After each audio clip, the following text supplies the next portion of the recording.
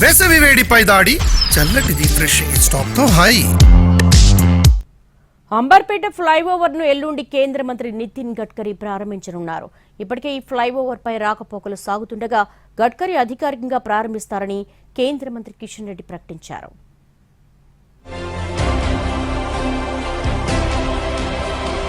Amberpet flyover ప్రారంభోత్సవానికి సిద్ధమైంది. గోల్నాక నుంచి అంబర్పేట వరకు ఈ ఫ్లైఓవర్ నిర్మించారు. 2018లో మొదలైన ఈ నిర్మాణం అనేక అవాంతరాలు దాటుకుని ఇప్పుడు పూర్తయింది.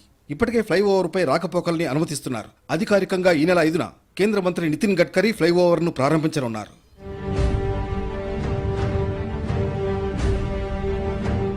ఎంతో కాలంగా ప్రజలు ఎదురుచూస్తున్న అంబర్పేట ఫ్లైఓవర్ పనులు ఓ కొలిక్కి వచ్చాయన్నారు కేంద్ర మంత్రి కిషన్ రెడ్డి. ఇంకా 6 చోట్ల భూసేకరణ చేయాల్సి ఉందన్నారు.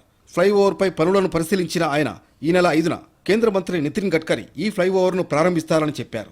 5వ తేదీ సాయంకాలము 4 గంటలకు కేంద్ర ప్రభుత్వ రహదారుల శాఖ మంత్రి అయినటువంటి నితిన్ గడ్కరీ గారి చేతుల మీదుగా ప్రారంభోత్సవం అధికారపూర్వకంగా చేసుకుంటాం.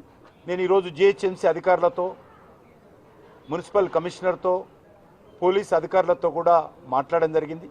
ఈ యొక్క ల్యాండ్ అక్విజిషన్ పనులు ఇంకా 6 ప్లేస్లలో కొంత అడ్డంకిగా ఉన్నాయి.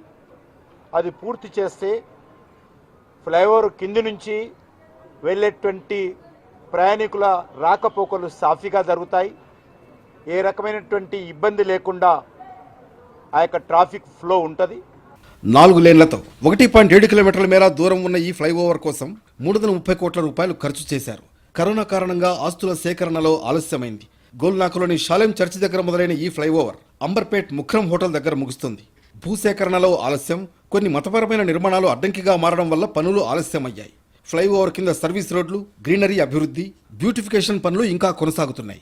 ఈ ప్రాంతంలో ఏళ్ల తరబడి ఉన్న ట్రాఫిక్ సమస్యకు ఇది పరిష్కారం చూపుతుందని అధికారులు చెబుతున్నారు. వరంగల్ నుంచి హైదరాబాద్ నగరంలోకి వచ్చే ప్రయాణికులకు ట్రాఫిక్ రద్దీని తగ్గించి ప్రయాణ సమయాన్ని తగ్గిస్తుంది. ఇప్పటికే ఈ ఫ్లైఓవర్ పై రాకపోకలు సాగుతుండగా మే 5న అధికారికంగా ప్రారంభించనున్నారు.